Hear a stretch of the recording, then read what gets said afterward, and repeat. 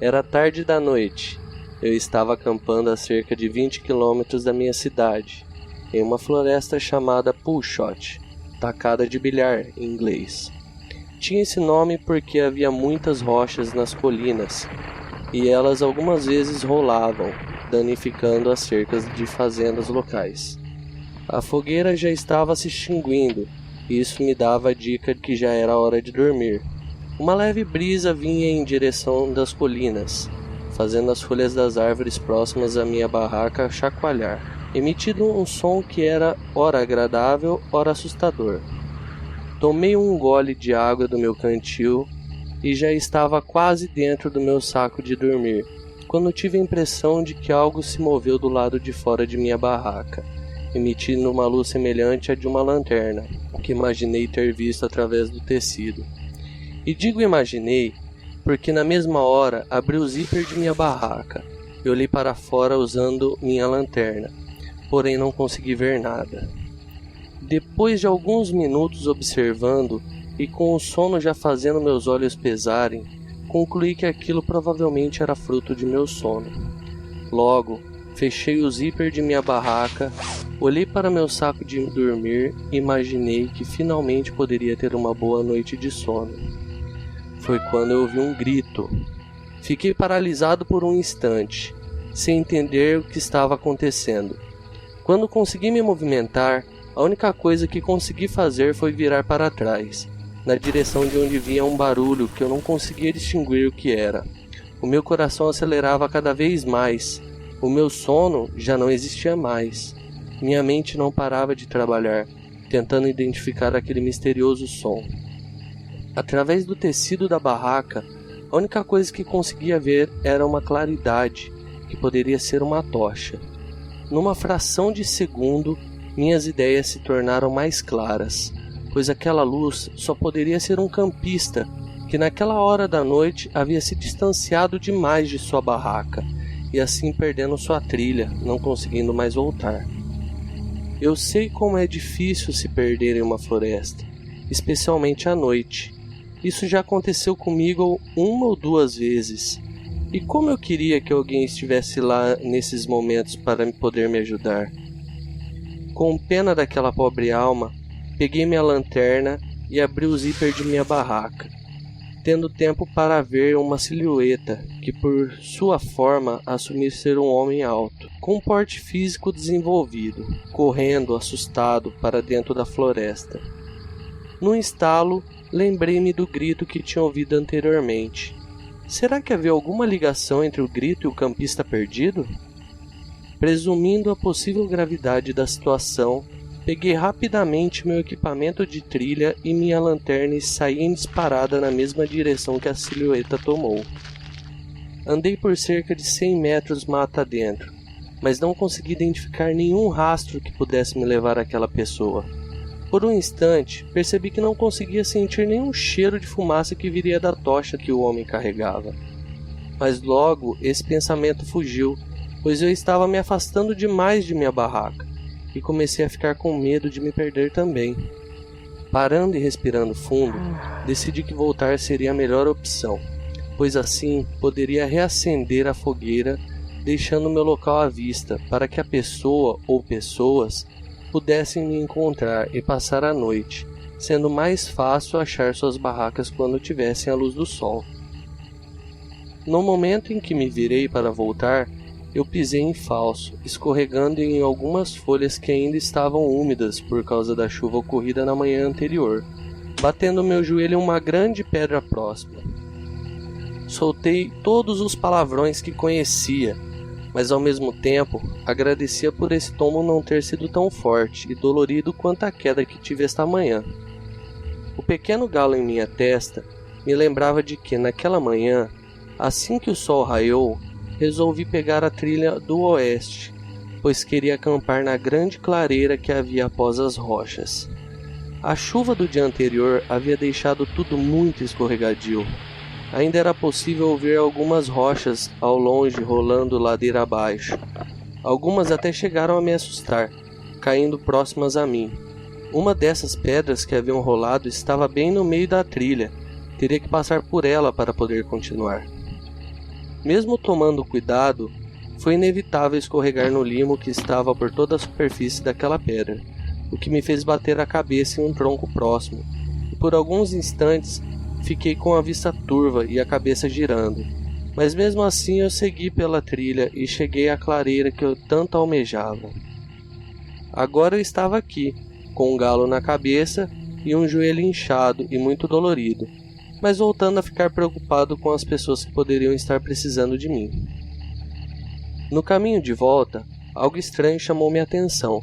Eu conseguia distinguir uma trilha, e não era uma trilha qualquer.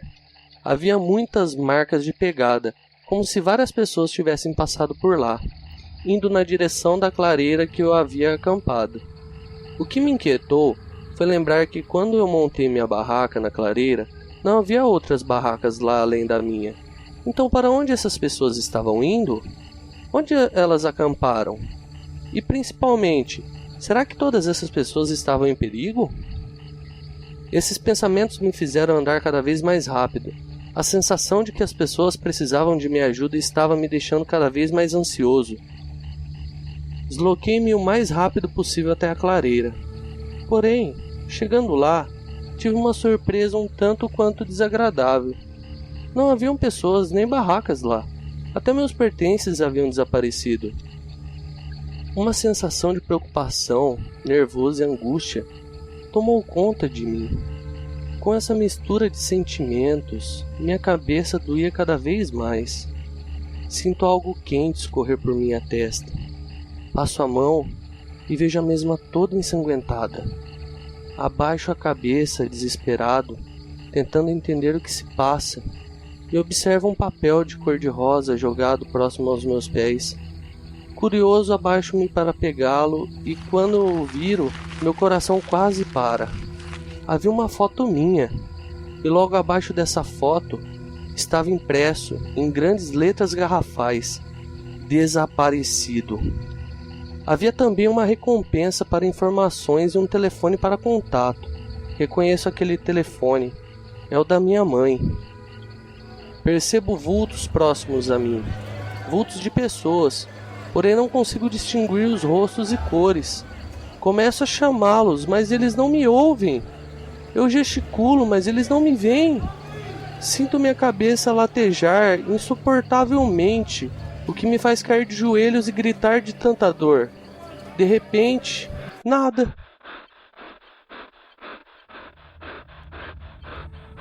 Minha cabeça não dói mais.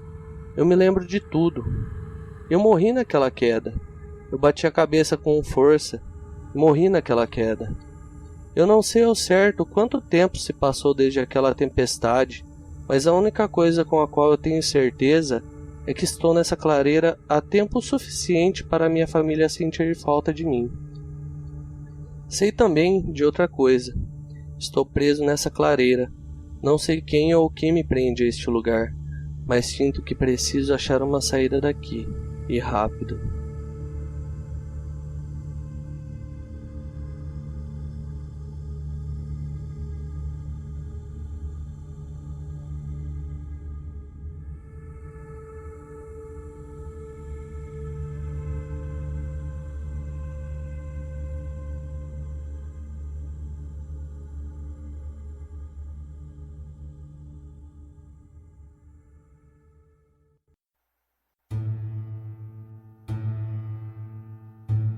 Essa história é baseada em fatos reais. Eu devia ter uns 8 anos naquela época. Morava com meus pais em um bairro novo na cidade. Ele era um pouco distante de tudo. Minha casa era a última da rua. Por isso, sempre que eu olhava para aquela janela, só via escuridão. Eu não vou negar que isso me causava calafrios. Meus pais faziam tudo o que podia para me manter segura, e de uma forma simples eu era feliz. Porém, o casamento deles estava passando por uma crise. Tinha medo do que isso poderia causar. Logo, fazia tudo o que era possível para uma criança de 8 anos para irritá-los o mínimo possível, pois qualquer coisa era motivo para uma briga enorme entre eles. Para ser sincera, não me lembro do que levou os meus pais a terem uma briga tão grande naquele dia, mas estava muito assustada. Mesmo sem entender direito o que estava acontecendo, sentia que a situação era muito séria. Meu pai, sempre que brigava, perdia a cabeça e quebrava a casa toda. Ele não era uma pessoa má, só perdia o controle quando estava nervoso. E pra dizer a verdade, acho que herdei um pouco disso. Corri para o banheiro para tentar abafar os gritos e barulhos de coisas quebrando. Na minha cabeça, meu pai poderia cometer alguma loucura.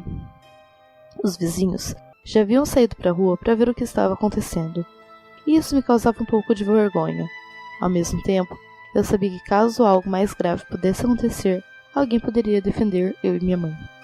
Minha casa era muito simples, mas vê-la revirada daquele jeito me causava muita angústia. Depois de muita discussão, meu pai saiu acelerando o carro. Eu vi minha mãe sentada no chão chorando.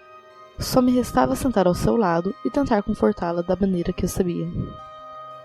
Ficamos um tempo sentada, uma do lado da outra. Levantamos e começamos a organizar tudo o que tinha sido destruído. Naquela noite, meu pai não voltou para casa. Acho que nunca vou saber para onde ele foi. Mas me senti aliviada por saber que pelo menos naquela noite teria um pouco de paz depois de tudo que acontecera naquele dia. Fui dormir com minha mãe. Acho que no fundo, nenhuma de nós duas nos sentíamos seguras. Tentávamos conversar sobre tudo o que estava acontecendo, mas ao mesmo tempo tentávamos conversar, como se aquilo pudesse trazer ainda mais dor e sofrimento. Era aproximadamente 2 da manhã quando acordei. Minha mãe ainda não tinha pegado no sono. Ficamos nos olhando sem falar nada, quando o barulho vindo da cozinha quebrou aquele momento de silêncio. Achamos que pudesse ser meu pai, mas como não tínhamos ouvido barulho de nenhuma das portas sendo abertas, ficamos intrigadas e levantamos para ver o que estava acontecendo. Chegamos na cozinha e vimos um vulto. Minha mãe mandou que eu entrasse para o quarto e trancasse a porta, mas eu já estava muito assustada com tudo o que tinha acontecido durante aquele dia para deixá-la sozinha com um desconhecido. De repente, olhamos para baixo. Vimos um pequeno gato preto, muito sujo e machucado. Levamos um grande susto. O bichano não era bonito, para ser sincera, mas estava todo ensanguentado. E mesmo naquelas condições, ele ainda era um filhote. Naquele momento, esqueço completamente do vulto que tinha acabado de passar à minha frente. Mas quando ia me abaixar para pegar o gatinho no colo, minha mãe me segurou e não me deixou continuar. Ela disse que poderia me trazer alguma doença, e que algo naquele animal estava errado. Ele era todo preto, apesar das manchas de sujeira e sangue. Perguntei por onde havia entrado, uma vez que a casa estava toda fechada, e não havia nenhuma fresta por onde pudesse ter passado. Ela disse que não sabia, mas que de qualquer forma, ela sentiu uma presença estranha na cozinha. Foi só aí que lembrei do vulto que havia visto. Olhamos por todo o redor, e nada mais se viu. Minha mãe, sempre muito religiosa, começou a rezar e disse que forças malignas estavam ali. Como minha mãe não me deixava tocar naquele pobre felino, nossa única alternativa era colocá-lo para fora com uma vassoura. Tomei muito cuidado para não machucá-lo ainda mais. Verificamos novamente a casa para conferir que nenhuma janela ou porta estava aberta, na tentativa de evitar que o animal voltasse. Tomamos um copo de leite e voltamos para a cama, mas dessa vez nem eu consegui dormir. Estava muito assustada com tudo o que tinha acabado de ver e intrigada para saber por onde aquele gatinho havia entrado. Depois de um tempo, o sono começou a voltar, e quando finalmente estava começando a cochilar novamente, ouço um barulho muito alto vindo da cozinha, como se tudo fosse revirado e jogado no chão. Muito assustada, eu e minha mãe levantamos. Ela insistia que eu ficasse no quarto com a porta trancada, mas eu teimava em ir com ela para ver o que estava acontecendo. Quando chegamos à cozinha novamente, vimos um vulto, e só então pude perceber que não tocava o chão. Não era possível identificar nenhuma forma. Na verdade, nunca havia visto nada do tipo, e nunca soube muito bem como descrever. Era possível saber que não era normal, mas aquele vulto simplesmente se foi. Todas as portas do armário, geladeira e até o forno estavam abertas, mas nada estava fora do lugar. Fiquei com muito medo, e vi no mesmo canto de antes aquele mesmo filhote de gato, dessa vez mais sujo e machucado. Era difícil entender tudo o que estava acontecendo. Minha mãe parecia muito mais assustada do que eu. Eu tinha muito medo do vulto, mas sabia que aquele pobre animal nada poderia me causar. Era como se eu sentisse que, na verdade, ele estava lá como uma proteção. Mas não conseguia explicar isso para minha mãe. Ela não entenderia. Ela parecia nunca entender o que as crianças diziam. Eu não queria que o gato se fosse. Tinha medo que sem ele ali, alguma coisa ruim pudesse acontecer. ela começou a rezar novamente. Como percebi que ela estava mais assustada, não discuti quando ela quis colocar novamente o pequeno gato para fora, mas eu sabia que aquilo não deveria ser feito. Como na vez anterior, olhamos por toda a casa e fomos nos deitar. Eu sabia que, na verdade, aquela noite já estava perdida. Nenhuma de nós conseguiria voltar a dormir, mas tínhamos medo de ficarmos acordada. De repente, a luz do abajur começou a piscar. Ouvimos grito e barulho de coisas quebrando dentro da cozinha. Era igual à briga dos meus pais, porém um barulho me chamava a atenção. Era o barulho de um gato, como se cravasse uma luta com o que é que estivesse lá. Não sabíamos o que fazer, ficamos abraçados com muito medo. Mas logo todo o barulho cessou. A luz parou de piscar. Mesmo assustada, fomos ver o que tinha acontecido, mas a única coisa anormal que havia na cozinha era o corpo de um pobre gatinho estendido. Ela estava completamente machucado, sujo de sangue, como se tivesse passado seus últimos momentos em uma luta com algo muito maior que ele. Eu entendi o que tinha acabado de acontecer, mas sabia que minha mãe não entenderia. Então, apenas o colocamos em uma caixa de sapato velho, limpamos o chão, e quando terminamos tudo, o sol já estava nascendo. Ouvimos o barulho do carro do meu pai chegando em casa. Ele entrou quieto. Era possível ver seu arrependimento. Ele nos abraçou, pedi perdão, e as coisas aos poucos foram se resolvendo. Após aquela noite, a crise no casamento dos meus pais cessou. Depois de anos que tudo aconteceu, eu tenho consciência que talvez possa ser tudo coincidência. Mas por garantia, hoje morando na mesma casa que meus pais construíram, e com uma vida muito simples, eu sou feliz. E com o corpo daquele gatinho enterrado no fundo da minha casa, eu tenho comigo 6 gatos, que uso como amuleto e companhia.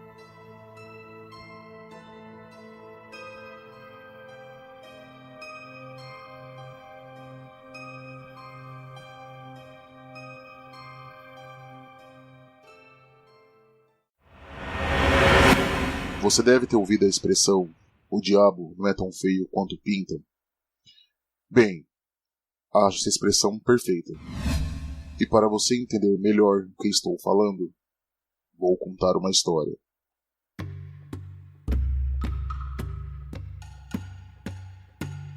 Mariana era uma menina de 13 anos quando foi possuída pelo diabo e matou a sangue frio sua irmã de 2 anos e 3 meses, afogada na banheira. Seu pai, um grande cientista que estava próximo de descobrir a cura para o câncer, ficou louco e se matou com um tiro na cabeça.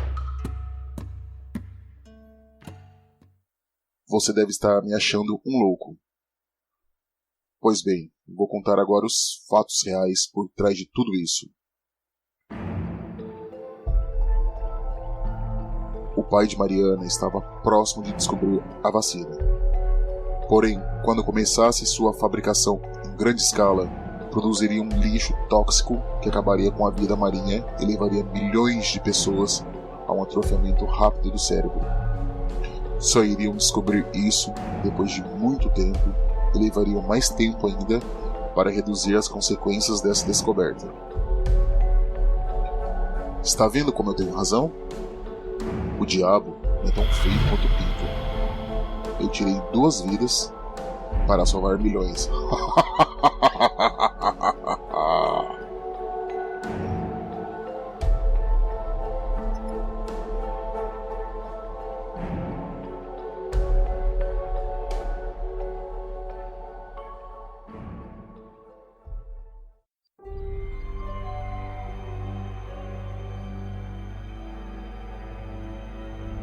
Knoxville era uma cidadezinha calma e serena, sem acontecimentos de expressão, até o início dos anos 50. Quando me falaram dessa cidade, eu estava no meu último ano de jornalismo, 1953, e era maluco por qualquer história diferente. Mas o fato é que a partir de 1952 aconteceram em Knoxville uma série de crimes não solucionados, em sua maioria assassinatos. O que logo me chamou a atenção foi o tempo passado sem se chegar a uma solução. Como eu estava de folga, sem provas naquela semana, decidi passar alguns dias naquela cidade, para ver se algo acontecia ou se eu encontraria algo. Decidi ir com meus amigos a um bar, para depois, por volta das 5:30 da tarde, chegar à estrada. Knoxville ficava apenas 1 hora de carro da cidade onde eu estava. Após algumas cervejas e muita conversa jogada fora, peguei a estrada um pouco atrasado, por volta das 6:30 da tarde.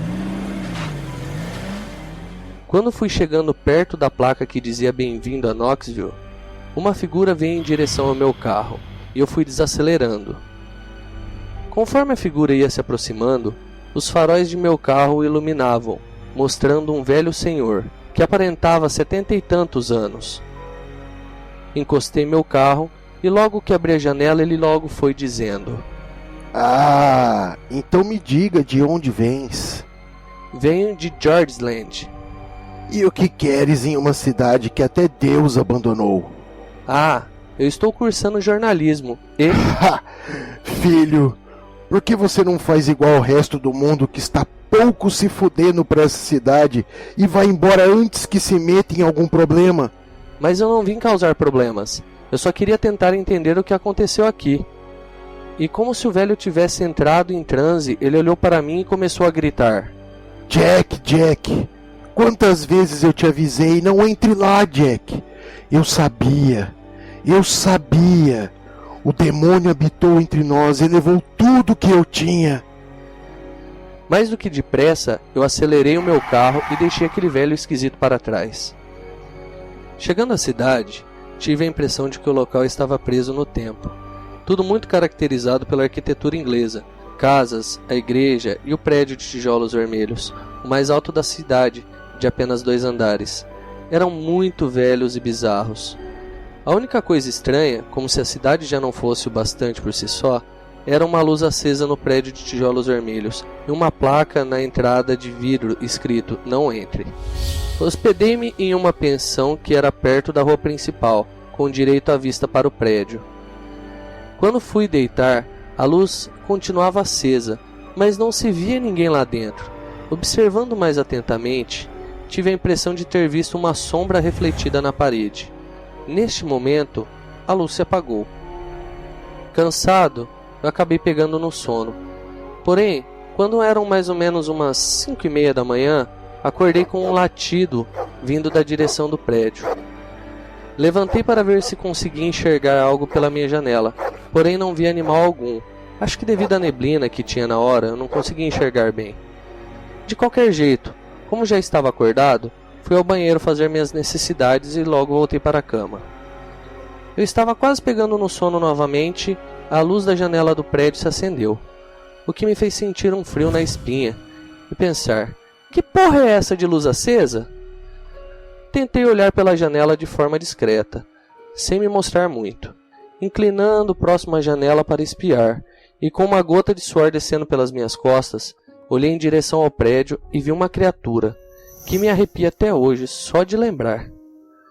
Aquele ser era horrível. Era branco, quase pálido.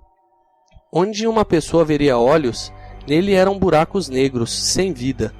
Sua boca aberta parecia ter sido cortada de orelha a orelha, sendo quase como um sorriso. Batendo a cabeça no vidro com um leve movimento para frente e para trás, a figura estava me observando. Nesse instante, senti meu quarto ficar frio e com um cheiro de sangue. Eu queria me esconder, mas estava hipnotizado por aquela cena grotesca. Então a criatura ficou imóvel e me olhava fixamente. De repente, ela soltou um som horrível e fino, quase como um grito, e a luz do quarto se apagou, não se acendendo mais pelo resto da noite. Consegui pegar no sono e só acordei com a senhora da pensão batendo na minha porta, pois já eram 10:30 da manhã. Dirigi-me até a portaria da pensão e fui até o prédio para ver se realmente existia algo ou se era alguém me assustando. Estando a porta da frente trancada, tentei entrar pelos fundos. Trancado. Tentei então entrar por uma janela. Surpreendentemente, estava destrancada. Como estava dia, até que não precisei de minha lanterna, porém ela se encontrava comigo mesmo assim. Vasculhando o térreo do prédio, não encontrei nada, só o vestígio de que ali fora um comércio. caixa registradora, prateleiras, balcão. Chegando próximo às escadas, respirei fundo e continuei minha busca por respostas. De lá, pude ver meu quarto, da tão misteriosa janela. E como se alguém me observasse, senti algo em minhas costas. Um arrepio me veio e o frio em minha espinha voltou.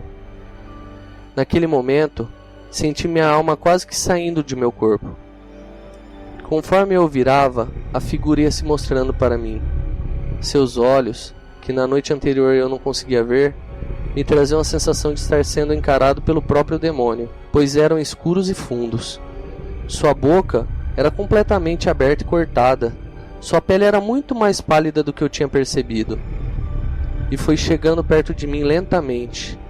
No chão, o som de pés muito magros e descalços, quase como se fosse um esqueleto andando em minha direção. A aberração chegava perto, cada vez mais perto. Com sua boca entreaberta, eu ouvi um som muito mais ensurdecedor do que o da noite anterior. Eu senti todos os meus medos à flor da pele, como se tivessem para ser revelados. E então, próximo ao meu ouvido, sussurrou: "Acorde." De uma hora para outra, eu estava no bar, onde fui com meus amigos, só que sozinho. Meu relógio marcava 7 horas da noite. Sem entender nada e com o coração disparado, paguei minha conta e fui para o carro.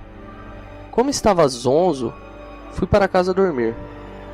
No outro dia, fui encontrar meus amigos naquele mesmo bar, e como quase que por coincidência, todos me falaram sobre Knoxville e que haviam sonhado com a mesma criatura. Fiquei muito assustado, porém, logo me distraí e conversei com meus amigos sobre outros assuntos. Saindo do bar e entrando no meu carro para ir embora, parei e refleti sobre tudo que eu lembrava. Neste momento, eu estava decidido a ir para Knoxville, para confirmar se tudo era apenas minha imaginação ou se realmente aconteceu.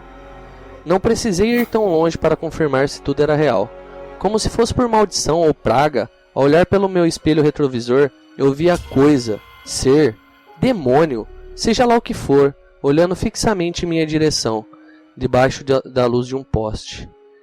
E como se quisesse zombar de mim, fazia sinal de negativo com a cabeça.